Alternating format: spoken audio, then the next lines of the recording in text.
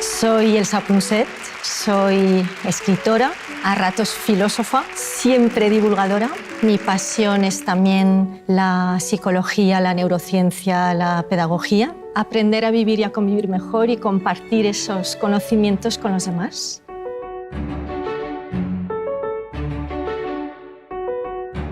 Sé compasivo con cada persona con la que te cruzas, porque todo el mundo libra una dura batalla, ¿no? La vida diaria no es siempre fácil, ¿no? Está llena de pequeñas frustraciones, pequeñas decepciones, de pequeños dolores y grandes pérdidas también. Por eso una de las cosas a las que doy muchísima importancia es lo que más dispara la capacidad de superar obstáculos de las personas, que es el afecto de los demás. Me acordaba cuando venía hacia aquí de una de las estrategias que utiliza alguien a quien admiro mucho, que es Benjamin Sandler, que es uno de los grandes directores de orquesta que tenemos, pero sobre todo gran docente, ¿no? Y él utiliza el poder de las expectativas, es decir, la mirada de los demás también es una forma de afecto, cómo miramos a los demás, y esto también dispara la capacidad de superar obstáculos.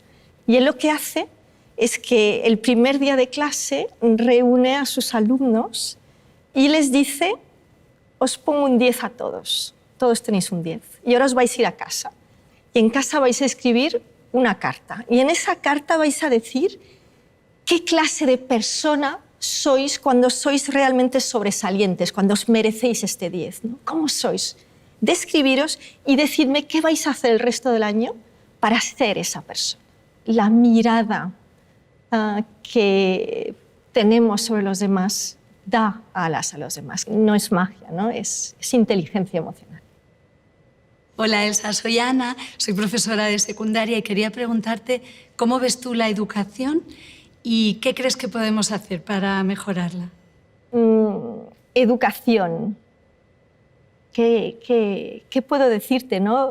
A lo mejor volver a lo que significa la palabra, ¿no? Que la palabra es básicamente conducir o guiar, ¿no? Esa es la raíz de la palabra. Y los humanos llevamos siglos conduciendo y guiando a las generaciones que vienen, porque tenemos que transmitir nuestro conocimiento. Y esto se puede hacer de forma muy informal, en casa, en la familia, la vida misma, ¿no? Te va guiando, educando. O se puede hacer, y se ha hecho durante mucho tiempo para las élites, en lugares específicos, ¿no? Y el gran cambio, digamos, en el siglo pasado es que de repente queremos profesionalizar la educación y creamos nuestras escuelas, y nuestros hijos empiezan a pasar años y años en esas escuelas. ¿Y qué les enseñamos en esas escuelas? Básicamente son escuelas que quieren enseñar habilidades para el mundo que casi ya no existe, el de la sociedad industrial, donde determinadas habilidades eran muy importantes, ¿no? Era muy importante, por ejemplo, ser puntual, tener hábitos regulares, obedecer las jerarquías, ¿no? Ser básicamente predecible. ¿Qué pasa? Que probablemente ahora, en los últimos 20 años, con la revolución tecnológica, entramos en una sociedad que tiene muy poco que ver con esa sociedad. Probablemente es una de las lacras de nuestro sistema, intentar seguir formando, educando, guiando niños para ser predecibles. Lo que sí es cierto es que la educación es el gran nivelador social, la casi única herramienta que tenemos para intentar ofrecer a todo el mundo las mismas oportunidades. ¿Qué necesitamos en vez de estos niños predecibles, puntuales, obedientes? Es que nunca hemos vivido cambios tan rápidos, ¿no? Y son cambios que están generando muchos retos, ¿no? Ingeniería financiera, tribalismo social, etcétera, etcétera, ¿no? Mucha incertidumbre. El cerebro humano odia la incertidumbre y ahora mismo hay mucho estrés, hay mucha preocupación. Estamos enseñando a nuestros niños en un sistema que no les está dando trabajo al final de todos los años que pasan ahí, ¿no? Esto es un gravísimo problema, que la mitad de nuestros niños pasan por las escuelas, no encuentran trabajo, ¿no?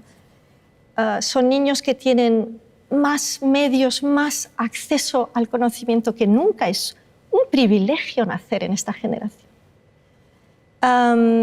Se está disparando nuestra capacidad creativa, así que necesitamos niños muy creativos, ¿no? Niños que viven en sociedades tan diversas, tienen tantas posibilidades de viajar, de conocer, de colaborar, ¿no? Necesitan habilidades colaborativas, necesitan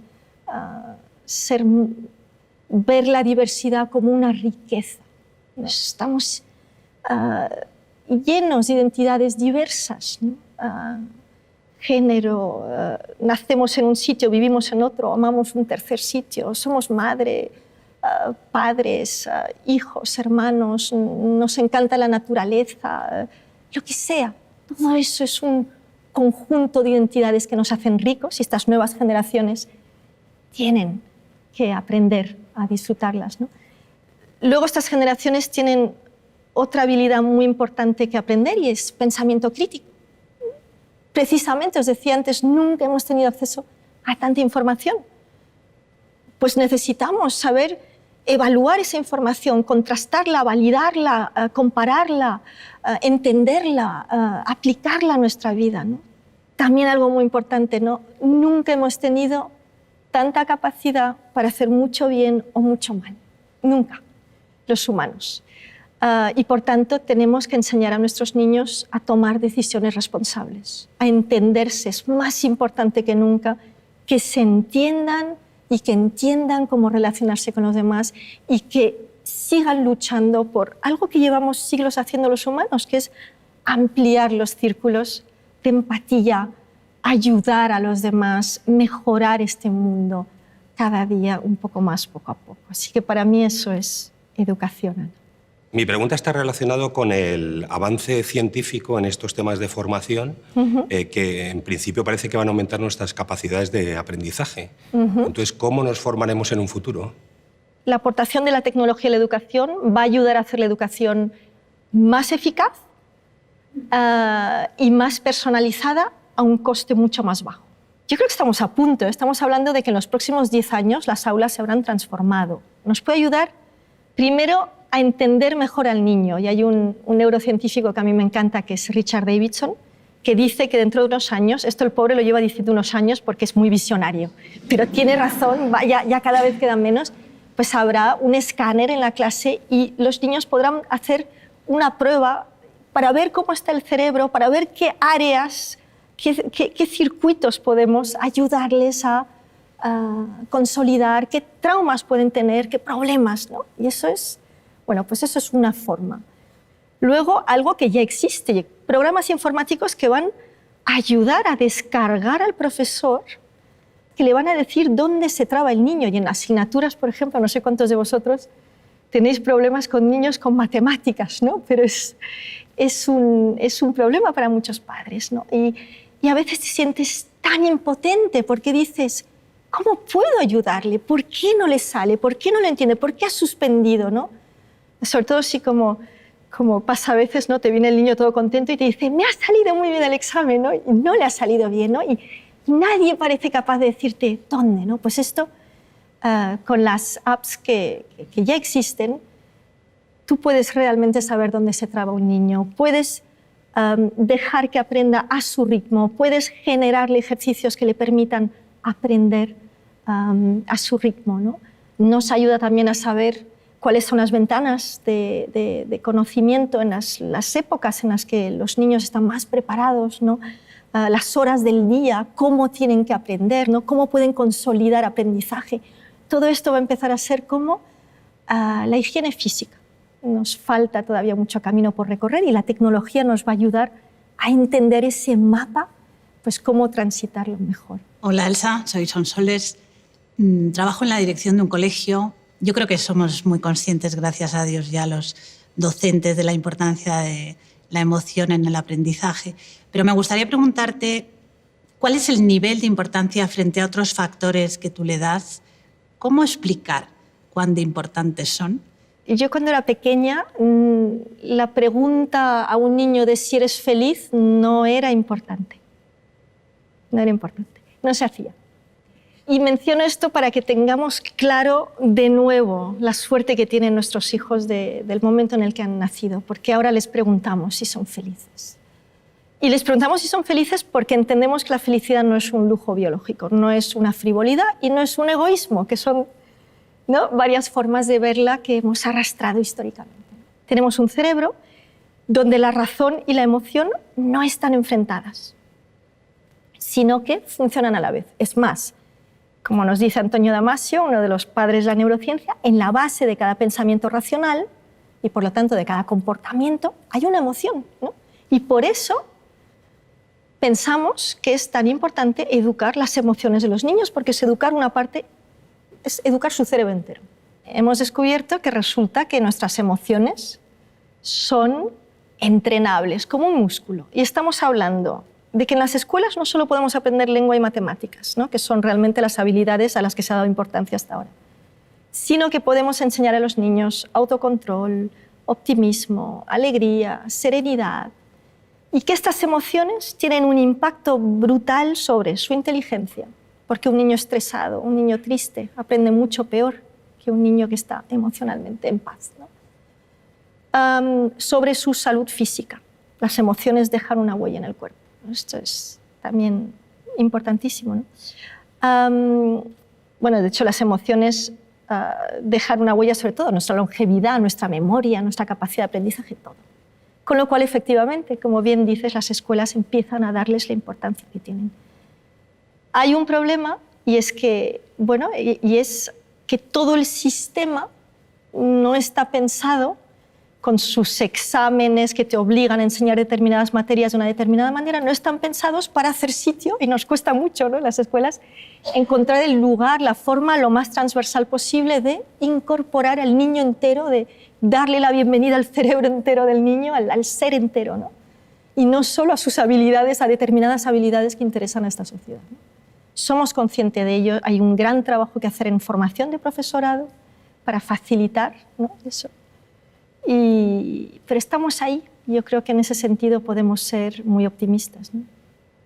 Yo a veces enseño el vídeo en alguna de mis conferencias de unos niños a los que están midiendo la capacidad de autocontrol.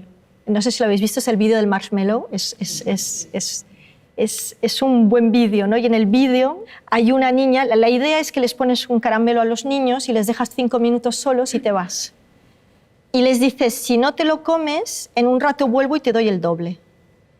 Y si te lo comes, no te doy otro, ¿no? Y esto mide la capacidad de autocontrol, de resistir, ¿no?, la tentación del placer inmediato para una cosa a medio largo plazo. Bueno, pues es muy divertido ver cómo los niños, cada uno reacciona de manera. Cada uno que estamos en esta sala reaccionaríamos de una manera, ¿no? Y hay niños naturalmente con mucha capacidad de autocontrol y es impresionante ver cómo luchan contra la tentación de comerse el dichoso caramelo, ¿no? Y luego, en mi vídeo, por lo menos, hay una niña que es monísima, pero que es que vuelve a entrar la monitora para decirle, pero no te lo comas, que te voy a dar el doble si te esperas. Y no hay manera, se lo está comiendo ya, es que ni le escucha, ¿no? Y yo siempre pienso, ¿no?, esta niña, en los años 60, cuando se empezaron, del siglo pasado, cuando se empezaron a hacer estos experimentos, a los padres probablemente les hubieran dicho, tu hija tiene muy poca capacidad de autocontrol, muy poca. Y como el autocontrol es el indicador más importante de cuánto éxito va a tener una persona a lo largo de su vida, para todo, para mantener una dieta, pasar un examen, mantener un trabajo, lo que fuera, el autocontrol es clave, ¿no? Pues fíjate qué condena, ¿no?, que te digan, tu hija tiene bajo autocontrol, cuando pensábamos que las emociones no se entrenaban, mala suerte, ¿no? ¿Y ahora qué se hace? Se le dice, tu hija tiene necesidad de trabajar más su músculo del autocontrol. Y eso lo podemos hacer en la escuela y lo puedes hacer en casa, ¿no? Y nos combinamos para ayudarla. Y eso es maravilloso. Hola, mi nombre es Mónica, soy maestra de primaria y mamá, además, soy madre de una niña. Mi pregunta es, ¿nos podrías explicar por qué es tan importante un abrazo? Es importante un abrazo o cualquier forma de transmitir afecto. somos seres eminentemente sociables. Los humanos somos, si nos miráis a todos, relativamente frágiles, ¿no? No tenemos grandes fauces o pelajes, o no corremos mucho, no saltamos mucho, ¿no? ¿Cuál es nuestra fuerza? Nuestra fuerza es la unión. Y eso nos juega malas pasadas, porque básicamente tenemos un cerebro que, por ejemplo, cuando tiene tantas ganas de pertenecer al resto del grupo, que cuando piensas algo diferente al resto del grupo, se encienden los mismos circuitos que se encienden en tu cerebro que cuando sabes seguro que te estás equivocando.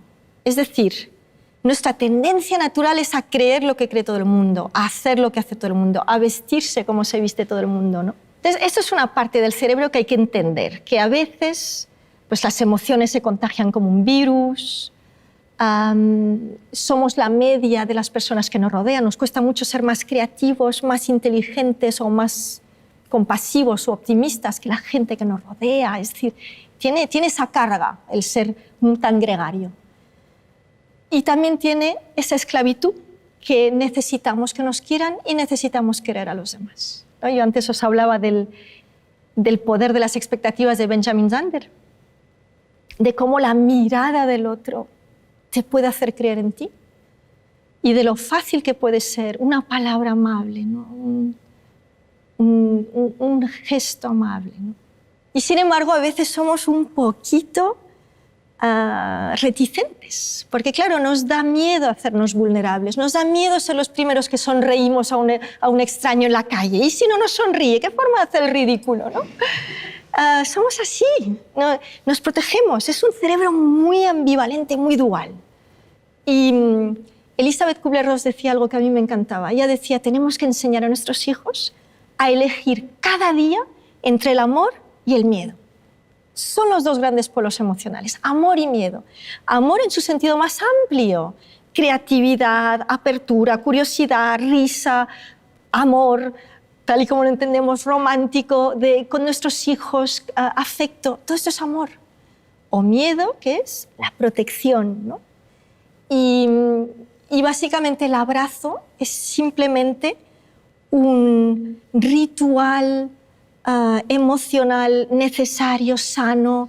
Necesitamos mirarnos a los ojos, necesitamos tocarnos, necesitamos abrazarnos. Nada me hace más ilusión que cuando me siguen parando en cualquier lado y puede ser en la frutería, estoy cargada con los plátanos y no sé qué, y viene una señora y me dice, dame un abrazo de 6 segundos, Elsa, ¿no? Nada me hace más ilusión, porque esto además me pasa desde en El Hormiguero. Hicimos un programa que fue muy bonito sobre la importancia del abrazo, ¿no? Y yo recomendaba que los abrazos tienen que durar 6 segundos porque somos seres químicos y eléctricos y necesitamos un tiempo para sentir al otro, ¿no? y despertar eso, ¿no? Y me encanta cuando me empezó a escribir la gente y me decía, todos los días ahora cuando mi hijo se va al trabajo, pobrecito, cuando mi hijo se va al colegio, le doy un abrazo de 6 segundos, ¿no? Y da igual que sea un abrazo de 6 segundos, que un beso de mariposa, que una nota que dejas a alguien, que es mostrar ese afecto que da alas a las personas. Eso es lo que cuenta. Hola Elsa, soy Loli, trabajo como orientadora en un colegio. Mi pregunta habla sobre la búsqueda del talento. Se habla mucho de buscar el talento natural, pero me surge una duda sobre esto. ¿La creatividad es algo innato o adquirido? Básicamente, si eres humano, estás dotado para la creatividad. Todos los que estamos aquí. ¿Pero qué pasa? Que la creatividad, de nuevo, es un músculo que o entrenas o no entrenas. Es decir, los niños cuando nacen con una enorme capacidad para la creatividad, para la curiosidad, para abrirse al mundo, ¿no? Son kamikazes en este sentido, ¿no? A medida que van creciendo, su cerebro desarrolla una corteza cerebral que les permite prever, mirar hacia adelante y mirar hacia atrás, en negativo. Es decir, es un cerebro programado para sobrevivir con sesgo negativo. Entonces, ¿qué van haciendo? Se van protegiendo, van viendo más peligros, ¿no? Y claro que todos nacemos con una cantidad ingente de talento, de creatividad para distintas cosas. Todos no tenemos los mismos talentos. Hay gente que se le da mejor unas cosas y otros otras. Y es muy importante saber en qué eres bueno, también conocerte, ¿no? Saber en qué eres específicamente. Tocar el piano, decorar, no sé, plantar huerto. ¿Qué haces bien? Escribir sinfonías. ¿Qué haces bien, ¿no? Y luego eso exige una enorme cantidad de trabajo. Como decía, yo creo que era Doris Lessing, ¿no? Es decir, el talento está ahí, encuéntralo, pero hay que trabajarlo. Y eso cuesta trabajo.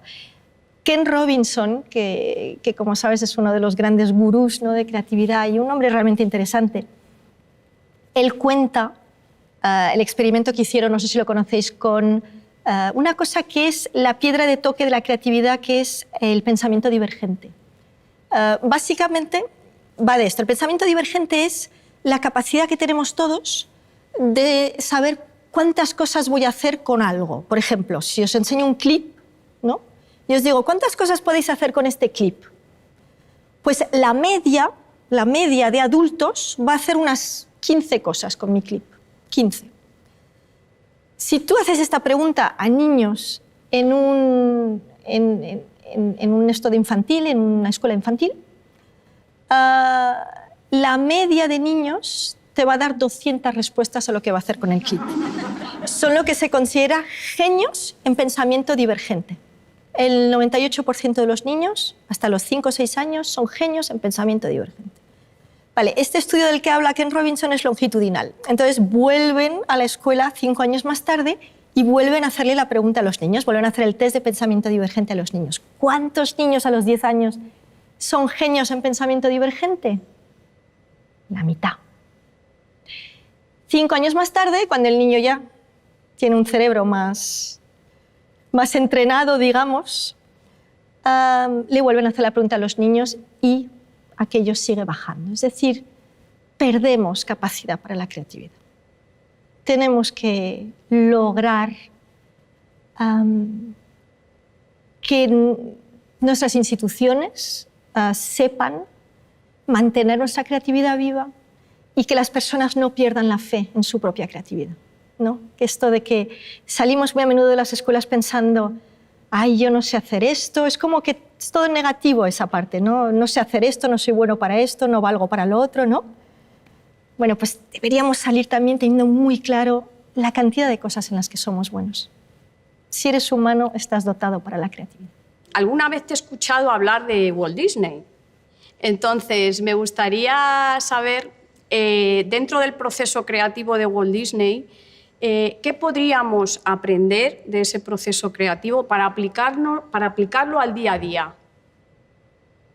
Yo creo que cuando me has oído hablar de Walt Disney, igual me has oído hablar del proceso de un principio, digamos, que se ha popularizado mucho y que es un principio interesante. Y es la idea de que cuando creamos, de alguna forma, el cerebro pasa por distintas fases y que lo que te rodea te tiene que acompañar, ¿no?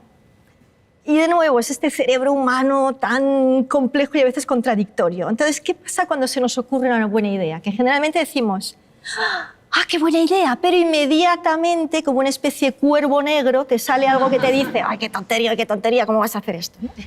Y lo matas. Y esto suele ser muy corriente. Entonces, Walt Disney era consciente de esto y él desarrolló como un sistema de 3 pasos. Y si me acuerdo bien, el primero era el soñador. Tú cuando estás siendo creativo tienes que dejar que el soñador salga, ¿no? Y lo dejas soñar y no te fijas en limitaciones. Sueñas con eso que estás viendo. ¡Oh! Si pudiese hacer esto, pues ¿cómo sería? Y lo desarrollas. Y luego, él dice, solo cuando ya has soñado, viene el realista. Viene el realista que te dice, bueno, pues a lo mejor tengo estas limitaciones y de qué forma podría pues, encontrar la manera de no hundir el sueño a pesar de las limitaciones. Eso es el realista, ¿no? Y luego, solo cuando el realista le ha dado un poco de forma a tu sueño, es cuando entra el crítico. El cuervo negro ya puede entrar y entonces ya te busca todas las pegas, ¿no? Y esto es una... Él decía, ¿no? Decía, un soñador sin un realista y sin un crítico es solo un soñador. Pero primero al soñador le tienes que dar. Entonces, él hacía algo que podemos hacer en casa, que podemos hacer en los coles, que es el rincón de soñar, que es un rincón donde el niño va y tiene todo lo que quiere para crear algo sin limitaciones, sin crítica, sin autocrítica, ¿eh? Somos a veces nuestros peores enemigos en esto. No creemos en nosotros mismos, ¿no? Aparece, ¿no? la voz de esa persona que un día te dijo, tú no vales para eso, ¿no? Pues tienes que dejar todo esto atrás. Así que ahí Walt Disney yo creo que nos recordó la importancia, y neurológicamente es así. Somos muy creativos cuando acabamos de despertar, cuando estamos como entre dos mundos, el mundo de la ensoñación, ¿no? Y es muy importante tener una libreta. Yo cuando escribo libros, siempre tengo una libreta, vuelvo loca a mi compañero. Esto debo decir que debo ser insoportable los meses que estoy en proceso de escritura, porque me despierto en medio de la noche y escribo de cualquier manera lo que tengo en ese momento, ¿no? Y es darle espacio a esa parte de la mente inconsciente, más... bueno, que está como en contacto con algo que el diario, las limitaciones diarias no te permiten disfrutar. Hay una estrategia muy bonita que es de Ken Robinson, y yo no sé cuántos la conocéis porque es una de sus estrategias, digamos, principales, ¿no? Él habla mucho de ella, es el tablero de los sueños. Y me parece muy sencilla y muy bonita. Y sirve para muchas cosas, porque, a ver, creatividad es todo, es lo que haces, pero también es contigo mismo, ¿no? Es ver las cosas con otros ojos, de repente hacerte preguntas como si fueses otra persona, es mirar algo diferente, ¿no? Así que, ¿qué recomienda él? Bueno, pues que tomemos un tablero y en ese tablero recortamos imágenes de viejas revistas, de internet, imágenes que te atraigan. Y tienes tu pila de imágenes y tú durante un tiempo, pero días o semanas, no le puedes meter prisa a la creatividad.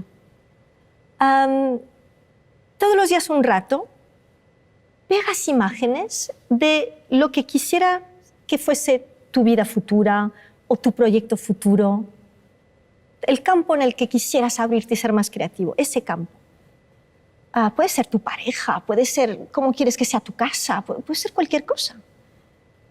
Tienes tu tablero. Es muy importante que sean imágenes que no sean de tu pasado, porque lo que estás creando es futuro.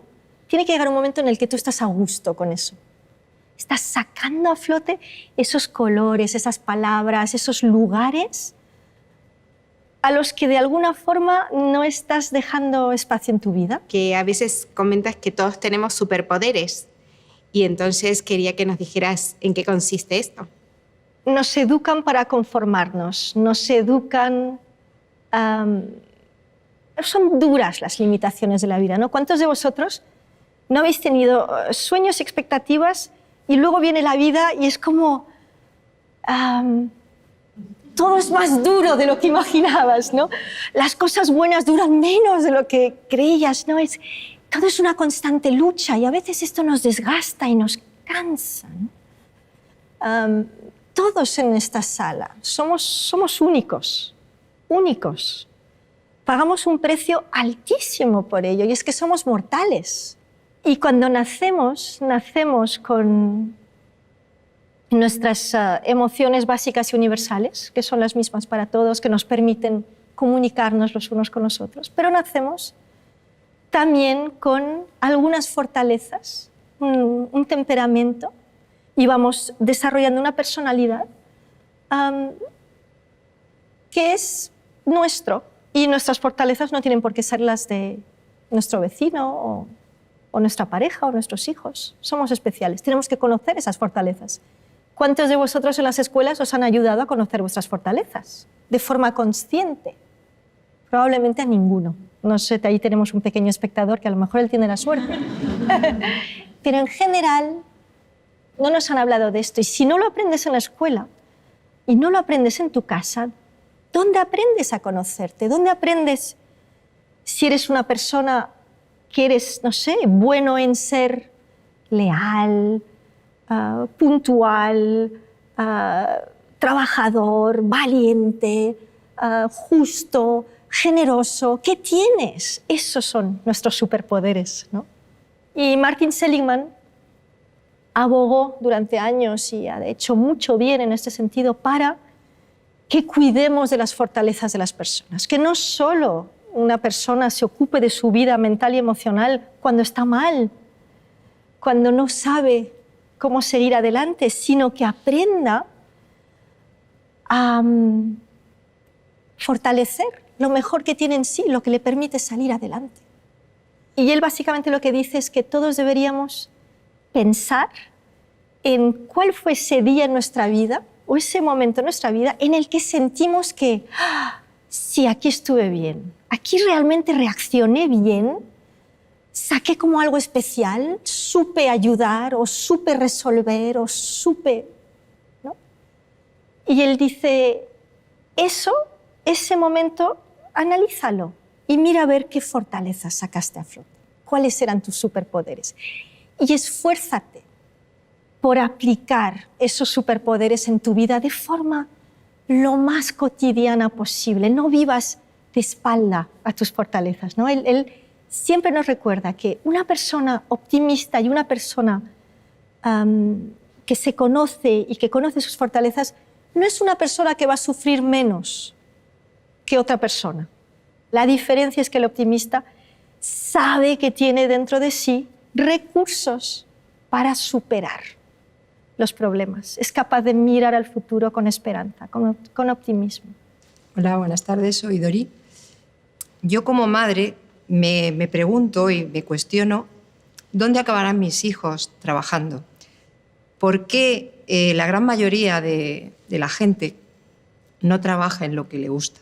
Hay que recordar que vivimos en un mundo donde nunca se ha hablado tanto de justicia, de la necesidad de lograr sociedades más igualitarias, ¿no? Uno de los grandes problemas que tenemos ahora, ¿no? Estamos viviendo una sociedad donde nunca se ha hablado tanto de empatía, donde nunca se ha hecho tal esfuerzo por ponernos en la piel de los demás. Hay menos violencia de la que ha habido nunca, a pesar de todo lo que queda por resolver, ¿no? Yo creo que hay mucho que nos da pie a la esperanza, pero todavía hay determinadas prioridades que no estamos atendiendo. Y lo decíamos antes, venimos de un mundo en el que lo importante era la supervivencia física. Hace muy poco tiempo, llegar a cumplir 50 años era algo para celebrar.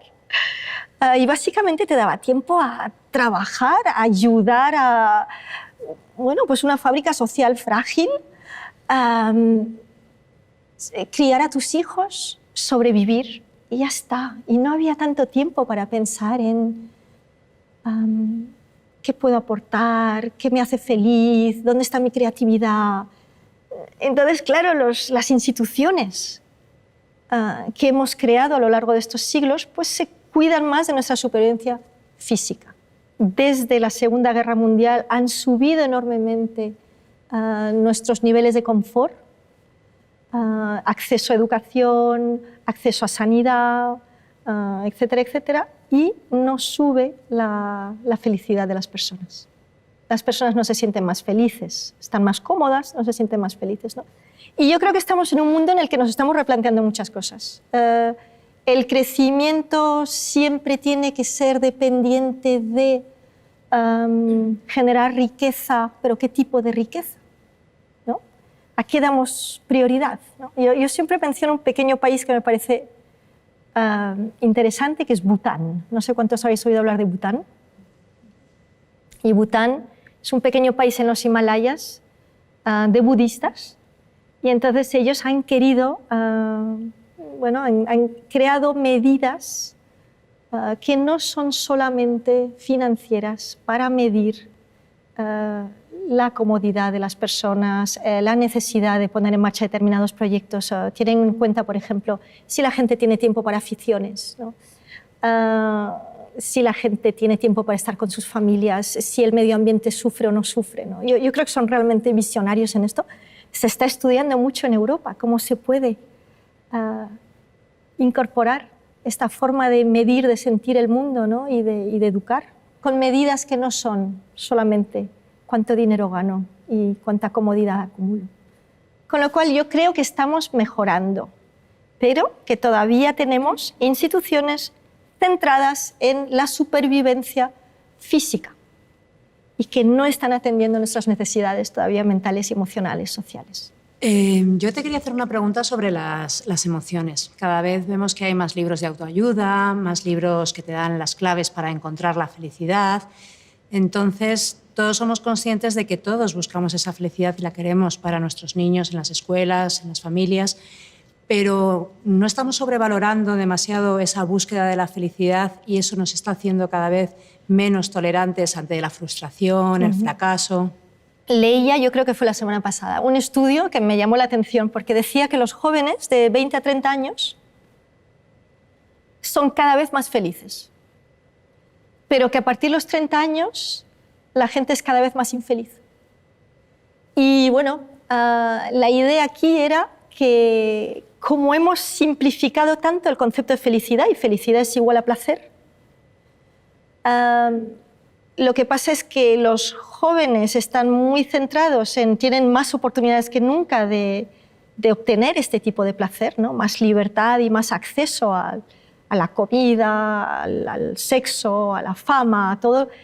Tenemos que entender el cerebro que tenemos los humanos. Es un cerebro que funciona en base a circuitos de recompensa. La naturaleza que quería que cuando algo te sienta bien, te ayuda a sobrevivir, te dé un subidón, por ejemplo, de dopamina, ¿no? Y te sientas bien, te inunda la dopamina, ¡uf! Me siento muy bien, y entonces quieres repetir esa conducta, ¿no?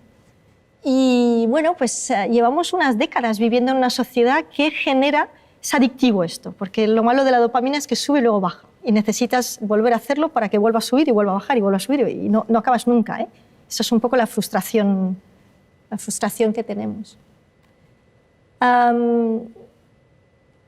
No sé si os habéis preguntado alguna vez por qué os gusta tanto, seguro que os gusta, a la mayoría, el azúcar y la grasa.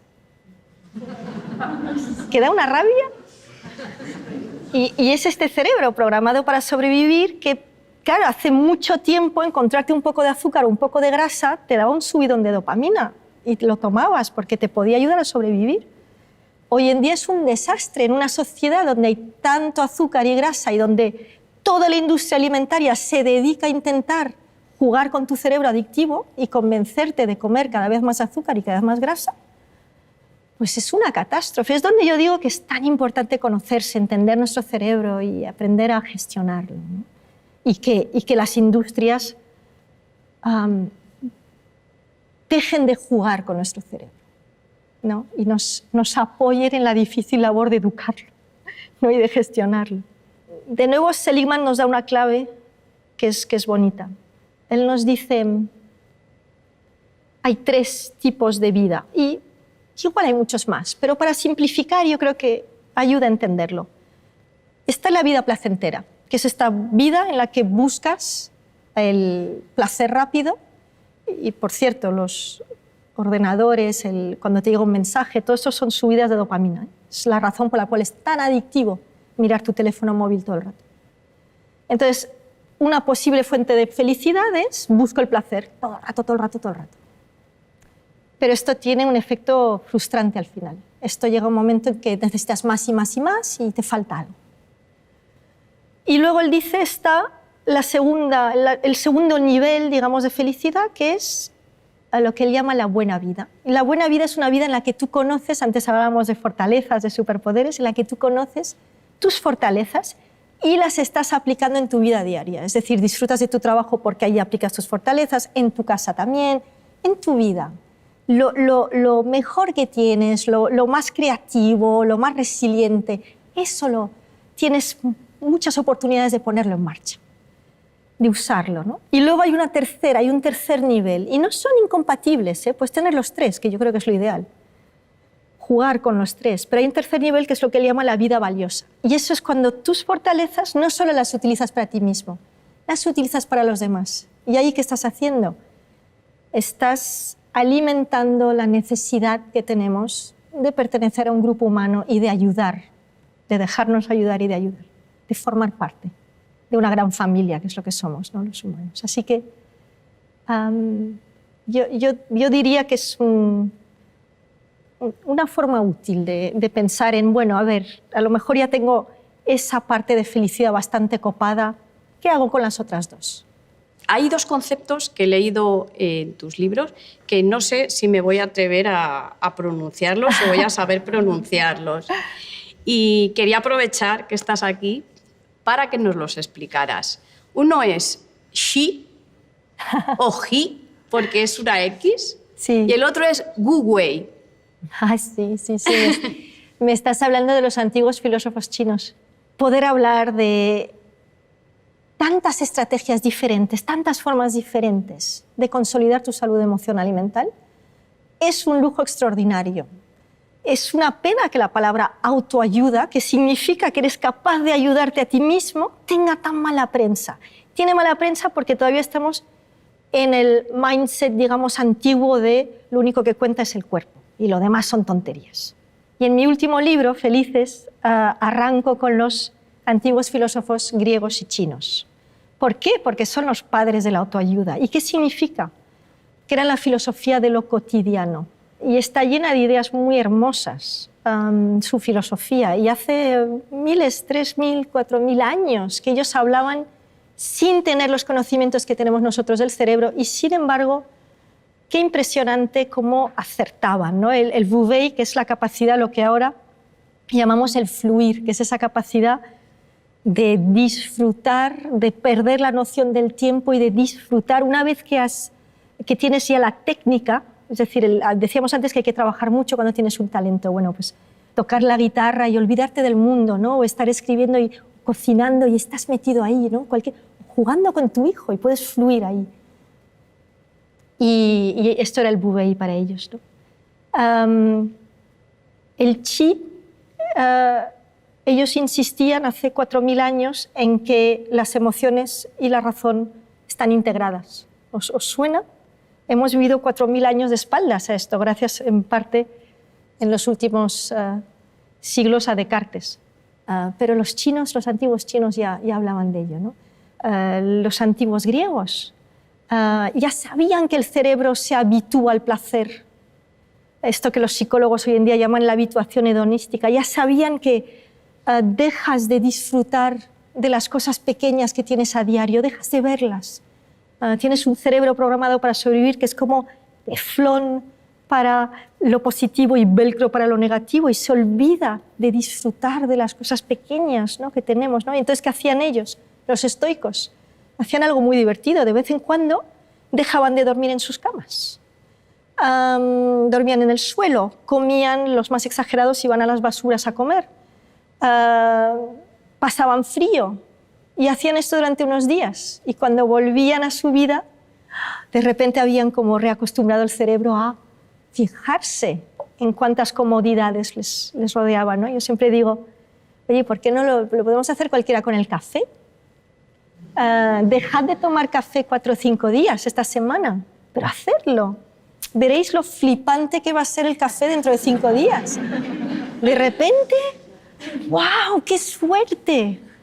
Y esto es una de las, digamos, de las cosas importantes que podemos hacer para volver a sacarle el polvo a nuestra capacidad de ser feliz, ¿no? El saborear la vida de nuevo, el pararnos de nuevo a disfrutarla.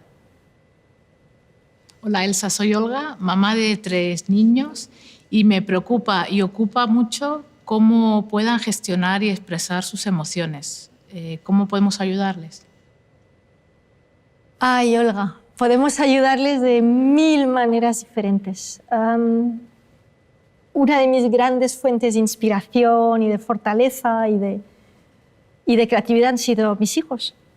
Ha sido ser madre, ¿no? Que es que quieres que ellos no sufran como tú, ¿no? Quieres que no tropiecen una y otra vez en la misma piedra, quieres que se conozcan, se disfruten, que tengan amigos, que viajen. Y bueno, lo primero que tienes que aprender cuando eres madre es que los niños humanos, fíjate que sobre todo los humanos, hay otras especies que menos, pero los humanos aprenden por imitación. Y que no importa lo que les digas, importa lo que haces. Y eso, entonces, si eres padre madre, expectativas. ¿Cuántos queremos que nuestros hijos sean los más altos, los más guapos, los más inteligentes? ¡Qué faena! Yo siempre digo, oye, yo creo que hay que querer con el amor de los abuelos, el amor incondicional. Los abuelos ya pasaron todo esto.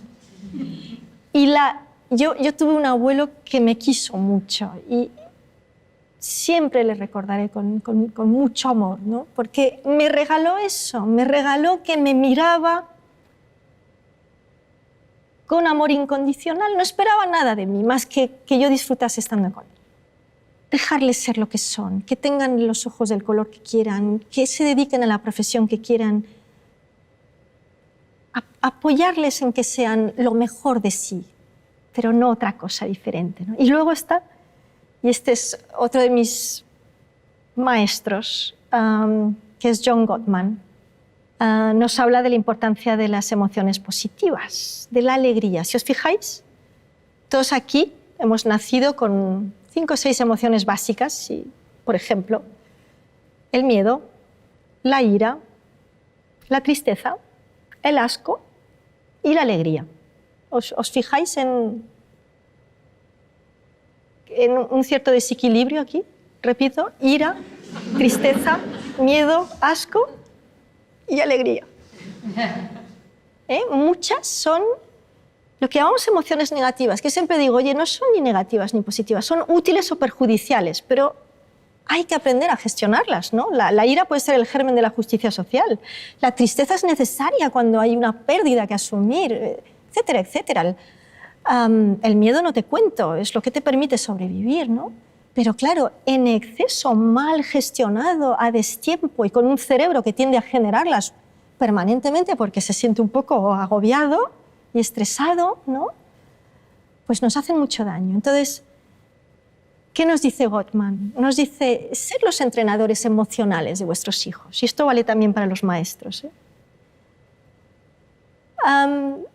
dejarles expresar todas las emociones que llevan dentro. Muy a menudo en una casa, unas emociones son bienvenidas y las otras no. Y eso nos pasa a todos. Y sobre todo si estás cansado después de un largo día, no quieres enfrentarte a si el niño está triste o si está enfadado. Mira, vete a tu habitación y estate quieto, ¿no? Entonces, el mejor favor que podemos hacerles es ayudarles a vivir con todas las emociones, ser ejemplo de cómo se gestionan, dejarles expresarlas, ayudarles a poner nombre a estas emociones. El miedo, cualquier emoción, es como una carta de colores. Tiene muchas graduaciones, ¿no? Y oye, pues puede empezar con unos pequeños nervios hasta un pánico espantoso, ¿no?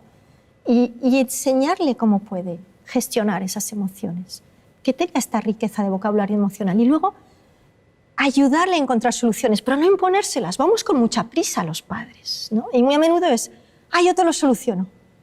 Esto es lo que tienes que hacer, ¿no? No, ayúdale a encontrar sus propias soluciones. Educar es ayudar al niño a que sea autónomo, cada día más autónomo. Eso es educar. Entonces, cada día vas soltando un poco más, le acompañas. Al final lo que podemos hacer los padres es acompañar, no forzar, ¿no? Y Gottman, para finalizar, hace algo muy bueno, por lo que es muy famoso. Él toma parejas, es muy especialista en niños también, pero en parejas. Toma una pareja, la encierra en una sala y la observa durante 15 minutos. Y al cabo de 15 minutos, sin decirles nada, solo los observa, los escucha. Al cabo de 15 minutos sabe con un, no sé si es un 93 o 95% de probabilidades de acierto, quién se va a divorciar en los próximos 5 años. Eso es muy útil, ¿eh? Muy útil. ¿Qué observa? Pues observa el equilibrio entre emociones positivas y negativas que intercambia esa pareja. Esas parejas maravillosas que todos decimos, ¡oh, qué suerte!, ¿no? Qué maravillosa pareja. Esas parejas intercambian 5 veces más emociones positivas que negativas. 5 veces. Ahora volvemos a ello. Las parejas normales que se aguantan amablemente, 3 emociones positivas por cada emoción negativa. Por debajo de esto no hay pareja que lo aguante. ¿Y qué pasa? Que tenemos, de nuevo, cerebro programado para sobrevivir que tiende a generar muy fácilmente emociones negativas. Entonces es un verdadero esfuerzo, es una verdadera disciplina el asegurarnos de que generamos suficientes emociones positivas. Y Gottman nos da 1000 ideas para hacerlo. Realmente para mí es uno de las personas que merece la pena leer. Y eso, por favor, trasladadlo a vuestra vida en clase y en casa. Es lo mismo, tenemos que generar entornos donde la alegría pese más, no que desaparezcan las demás emociones, pero que pese mucho. 5 veces más si puede ser, o al menos 3 veces más. El máximo de alegría en casa siempre. Esto es una escuela de vida que estás dando a tus hijos. Florecerán emocionalmente y físicamente. Y tú también te lo pasarás mucho mejor. Hola Elsa, buenas tardes. Buenas tardes. Quería preguntarte sobre algo que yo creo que nos sucede a todos habitualmente. El hecho de que cuando nos vamos a dormir, en muchas ocasiones, nos vamos a la cama con todas las preocupaciones del día y esto hace que seamos incapaces de descansar. No sé si nos podrías dar algún truco, algún consejo para bloquear todos estos pensamientos negativos. Es muy difícil luchar contra esto, muy difícil. Y yo me lo reprocho a mí misma y mira que me paso el día trabajando en estos temas y me lo reprocho a veces. ¿Por qué te fijas en ese tuit tan desagradable cuando ha habido tantos tuits amables? ¿Y por qué te duermes pensando en lo que ha dicho esta persona que estaría de mal humor? ¿Qué más da? Pero somos así los humanos, nos duele. ¿Por qué me acuerdo de esta persona que no me ha sonreído en el ascensor y yo me he quedado ahí, hola, y... ¿no? Y te sientes tan ridículo. ¿Por qué? ¿Por qué? Bueno, pues es bonito que tengamos la oportunidad, por lo menos, de entenderlo y de superarlo, ¿no? Y de no darle mucha importancia. Es un cerebro que no quiere que llegues feliz a la noche, quiere que llegues vivo. Sí, hay que entenderlo. Pobrecito, y hace lo que puede, ¿no? Y te toca a ti hacer estos esfuerzos por generar, potenciar, saborear y recordar. Y el cerebro se acostumbra, yo lo llamo entrenar el cerebro en positivo, pero es que físicamente lo entrenas así, ¿no? Y desde que los humanos tienen uso de razón, buscan formas para no sufrir tanto, ¿no? Y fíjate que uno de los filósofos griegos, Epicteto, que ha sido tan importante en probablemente la mayor escuela de psicología contemporánea que tenemos ahora, ¿no?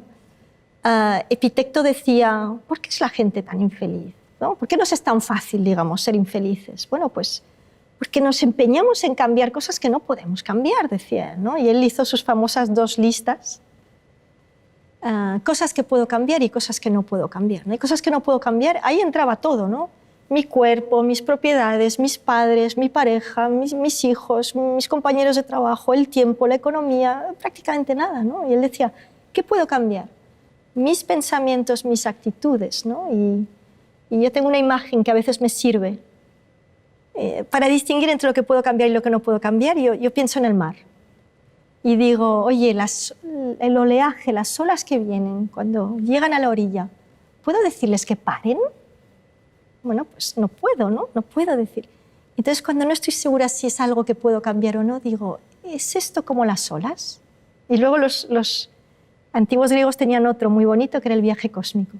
Ellos sabían que los humanos, cuando estamos muy cerca de un problema o de un recuerdo desagradable, tendemos a agrandarlo, ¿no? Y nos agobiamos y nos cuesta mucho, incluso químicamente, romper el ciclo, ¿no? Y ellos hacían algo que llamaban viaje cósmico, y es que imaginaban que se iban como alejando de su casa, de su barrio, de su ciudad, de su país, ¿no? Iban viendo la Tierra desde arriba y tomaban esa distancia que es tan importante, ¿no? Para un momento dado romper un poco esta química negativa en la que entramos, ¿no? Los neurocientíficos nos dicen trabajad, sed más como los niños, trabajar la capacidad de estar en el presente, ¿no? Entonces yo te diría, llenar tu día de pequeños momentos en los que disfrutas de lo que estás haciendo, ¿no? En los que estás en el presente, ¿no? en el que eres más como un niño. ¿Por qué tienen esta capacidad de alegría los niños? ¿Por qué no están pensando en lo que viene y en lo que fue? Están en el presente, ¿no? Entonces, lo que hagas, hacerlo, estar aquí ahora, todas las veces que puedas. No hace falta meditar como un monje budista, es muy bueno hacerlo, pero no hace falta, puedes hacerlo de 1000 maneras. Yo lo hago con mis plantas, mis flores, mis cebollas, mis zanahorias, que me han salido fatal este año, pero el tiempo que les dedico estoy allí en cuerpo y alma, ¿no? O el tiempo que estoy aquí con vosotros, intento no pensar en nada más y hago este esfuerzo consciente de estoy aquí con ellos, ¿no? Y es el presente, y lo disfruto, ¿no? Y dejo ir como las olas del mar las cosas que sé que se me pegan al cerebro, pero que no tienen tanta importancia. Hola, Elsa. Hola. Según todo lo que has estudiado e investigado, ¿podríamos decir que hay personas optimistas o pesimistas por naturaleza? Pues sí, Jaime. Me temo que hay personas más optimistas y más pesimistas por naturaleza. Somos los humanos, los que estamos aquí, somos un ecosistema emocional. La naturaleza ha querido que haya un poco de todo. Y fíjate que en esto, qué creativa es la naturaleza, ¿no? Que haya un poco de todo para atender a todo tipo de situaciones y para poder sobrevivir juntos como grupo. Así que efectivamente el optimismo en cierta medida depende de la genética. Hay un porcentaje que es genético, pero, y ahí es noticia para los que se creen que no se puede cambiar, pues mala noticia o buena noticia, según si son pesimistas, mala noticia. Sí se puede convertir uno en una persona más optimista.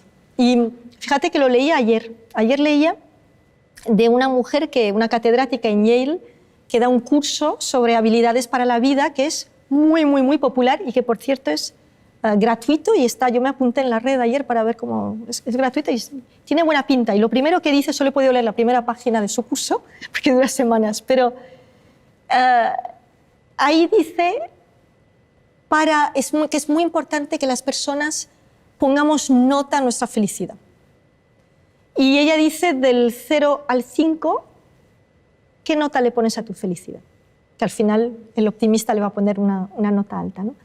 ¿Y por qué es importante? Porque hay muchísimas cosas que puedes hacer para mejorarlo. Muchísimas cosas. Aunque seas pesimista, puedes ser más optimista. Os decía antes que el optimista tiene las mismas dificultades que el pesimista, pero tiene más capacidad de superar obstáculos porque tiene más esperanza en el futuro. Por lo tanto, no se bloquea tanto. Incluso intelectualmente logra buscar otros caminos para llegar, ¿no? Y uno de los trucos, por cierto, de los optimistas, una cosa que hacen naturalmente los optimistas muy bien, es que no pierden tanto tiempo como tendemos a pasar los humanos en intentar preocuparse por las grandes desgracias que nos van a pasar, ¿no? Las pérdidas de trabajo, pérdidas de seres queridos, enfermedades, que esto es un poco como una espada de Damocles que llevamos todos, ¿no? Uy, ¿qué puede pasar? ¿Qué puede pasar? Bueno, pues la gente más optimista y la gente con más capacidad para la felicidad tiende a centrarse más en gestionar lo pequeño. Los nervios en el atasco. ¿Cómo puedo mejorar esto?